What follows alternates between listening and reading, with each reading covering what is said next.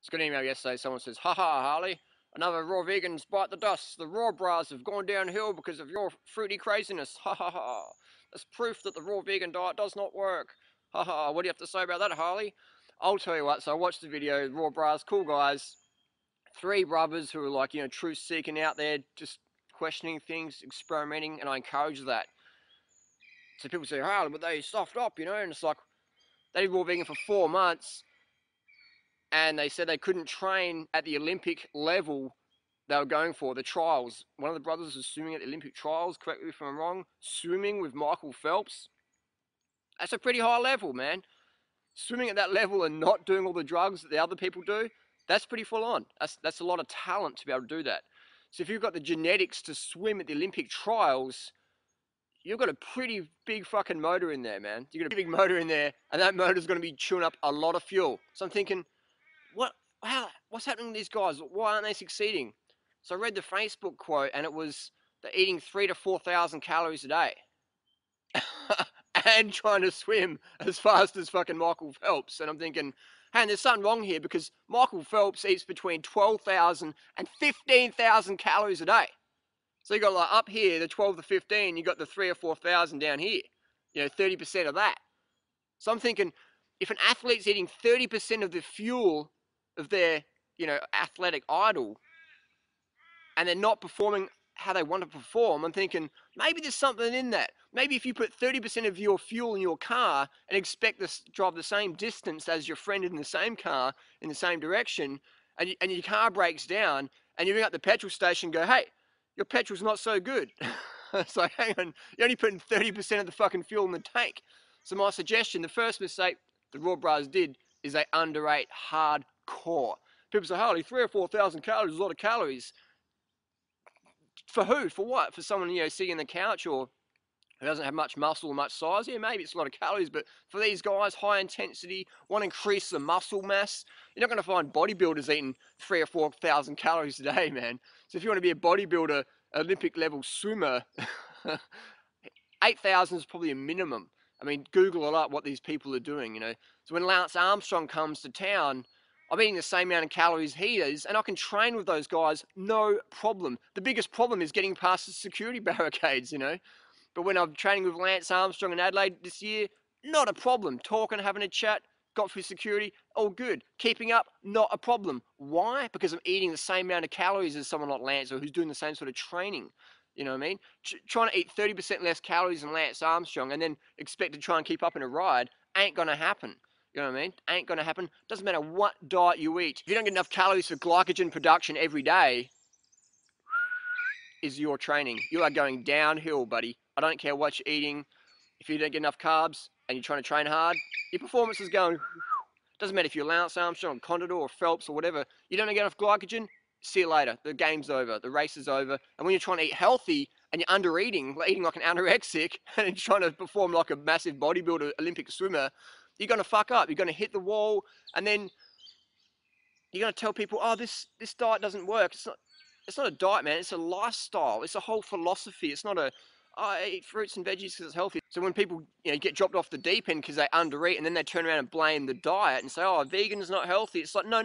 Anorexia is not healthy. Undereating's not healthy. Calorie restriction isn't fucking healthy. Putting enough fuel in the tank from the best foods, plant foods, low fat, high carb, like all the doctors recommend who have got some integrity, that's healthy, man. Getting the performance without drugs, that's healthy.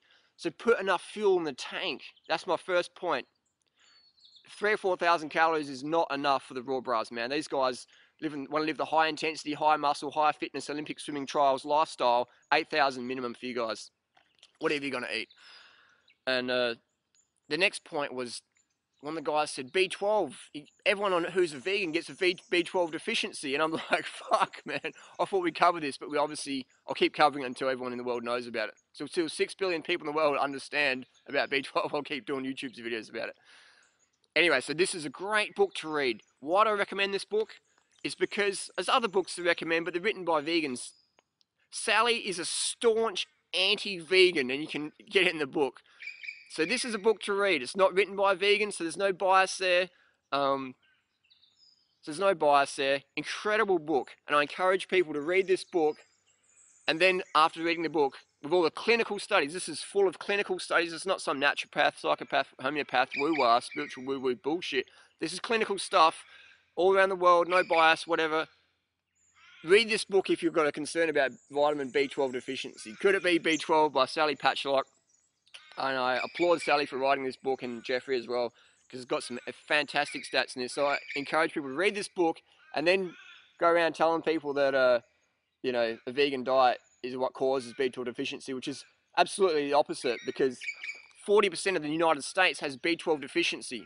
Even the Framingham study said that 40% of their studies have B12 deficiency.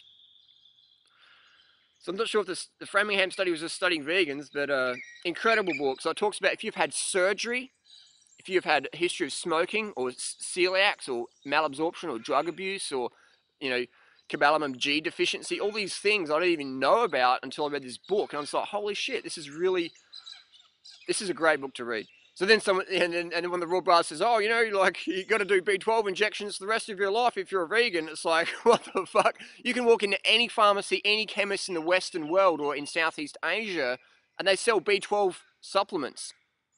There must be a lot of fucking vegans I don't know about then. So people say B12 deficiency is a vegan thing. If it was a vegan thing, it'd only be found in vegans, man. It's not. It's like saying that flat tires only occur in bicycles. They don't occur in trucks, cars, or buses. But we know that's absolute BS. So when someone says that you can't be a vegan because you're B12 deficient, they're absolutely exposing their ignorance on the subject. So the third point of the Raw Brahs is they took advice from people like John Fielder. And John Fielder, friendly guy, nice guy, but he wouldn't have a freaking clue about real health and nutrition, especially if you're an athlete. I mean, John Fielder, what sports he do? What sports he done? Raw fooders for 50 years? I don't know. I've had 2 friends from Adelaide die under John Fielder's supervision. One of them was 2009. It was a housemate of mine. You know, I'm living with a person. I come out from Thailand. They're dead. John Fielder says not to eat more than 2 to 3 pieces of bananas or dates a day. And try and do a raw food program on no fucking dates and bananas, man. And we're wondering why we have people with anorexia and all sorts of eating issues in the raw food world, because they're getting told by these sincere but sincerely wrong gurus, don't eat too much bananas and dates, you know what I mean? Absolute rubbish.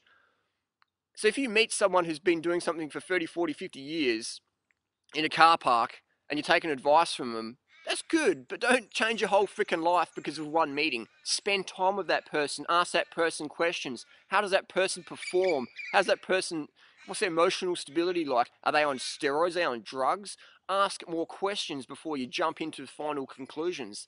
You know what I mean? Otherwise, that can be really dangerous. It's like it's like getting in the car of a stranger when you're a 10-year-old. You know, it's the whole stranger danger when you take nutritional advice. That applies as well. So I applaud the Raw Brahs for questioning what the status quo says, following their hearts, and I encourage them also to think a bit more, and I encourage them to use more intuition and take advice from people getting the results they desire versus these, you know, like, oh, I don't eat too many dates and bananas because, like, it's got too much sugar in them. Take advice from people who are smashing it, drug-free, putting their blood tests on YouTube, being transparent, giving objective advice versus smoking cigarettes like David Jubb and saying, you can't eat bananas because they're a hybrid, but you can smoke all the tobacco and cigarettes and smoke mate you want. You can smoke bongs too because it's all good, man. It's healing, man. You know, it's absolute rubbish. And again, I'm not saying people are bad, but it's bad at fucking advice, and it's getting people dropped off the deep end and then shouting off the rooftops, a vegan diet didn't work for me, like, it's too extreme. It's like, if you don't eat fruits and vegetables, that's cool, you don't have to, but don't make everyone else fucking feel guilty for eating fruits and vegetables, man. The foods that are saving the planet, the foods that are saving your health, and the foods that are increasing athletic performance. Come on, let's be real. So my final suggestion is to anybody, Raw Brahs or anybody, when people say a vegan diet isn't natural, okay, I want people to prove that to me.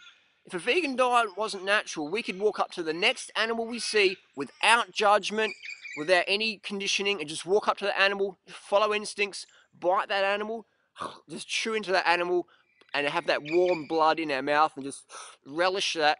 And please have someone film that, put it up on YouTube, and email me. My email address is here. Anyone can contact me anytime. I like to be contactable. So email me with that video because I want to see it. I want to see the video that proves a vegan diet is not natural. and that walking up to an animal, the next animal you see with no judgment, with no criteria, just picking it up and eating it. I want to see that, because no one in the last 8 years since I put that challenge up has been able to do that for me.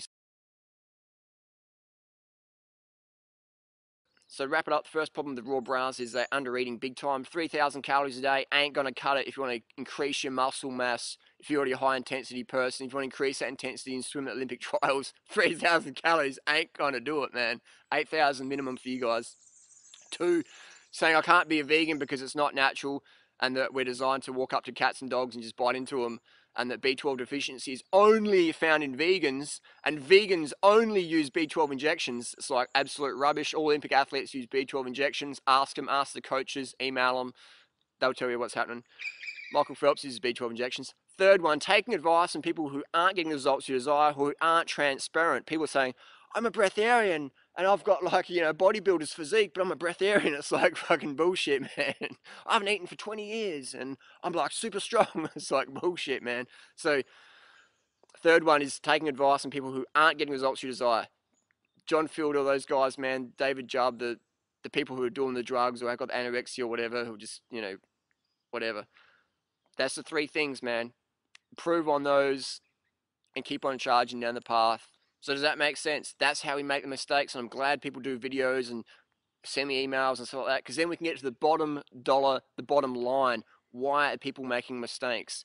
It's like a crash investigation unit. You can call me the crash investigation unit of the health industry, the fitness industry. Why do people crash? I like to go there and analyze the crash site and check out, oh, what happened? Okay, we're coming to this corner too fast. There was gravel on the road. These people were under eating. They had mislimited beliefs. So they were following bad advice from other people who weren't getting the results they desire.